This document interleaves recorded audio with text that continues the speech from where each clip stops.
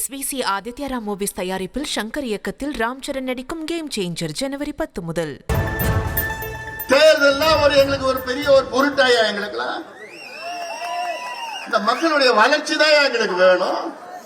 காலகாலமா அடிமையா இருக்கின்ற இந்த மக்கள் முன்னேறுவதுதான் எங்களுடைய கொள்கை, எங்களுடைய லட்சியம்.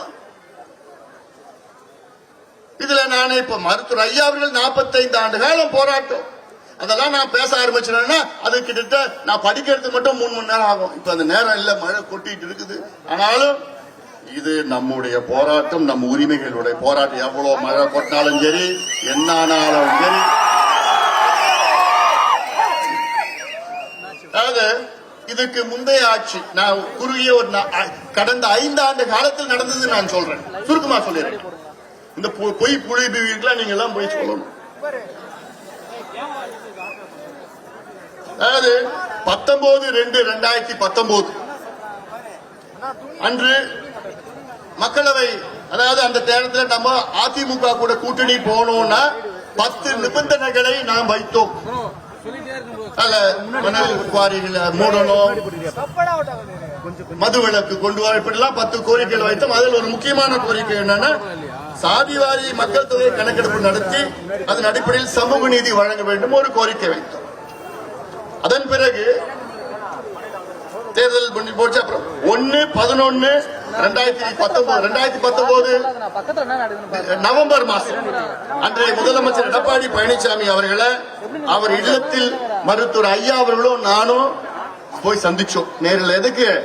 வன்னியர்களுக்கு தனி ஒதுக்கீடு கொடுங்க. என்னைக்கு? 2019 நவம்பர் மாசம்.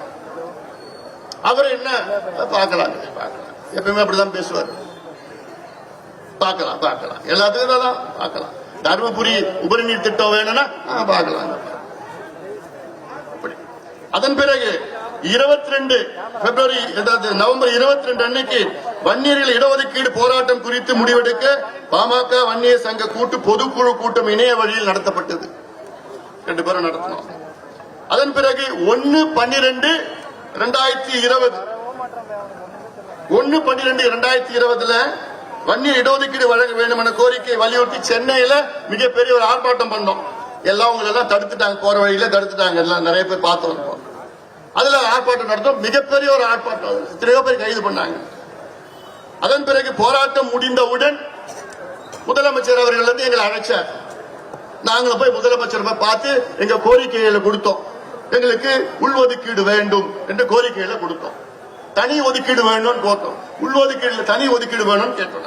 SVC ஆதித்யா ராம் மூவிஸ் தயாரிப்பில் சங்கர் இயக்கத்தில் ராம் சரண் நடிக்கும் கேம் சேஞ்சர் ஜனவரி 10 முதல்.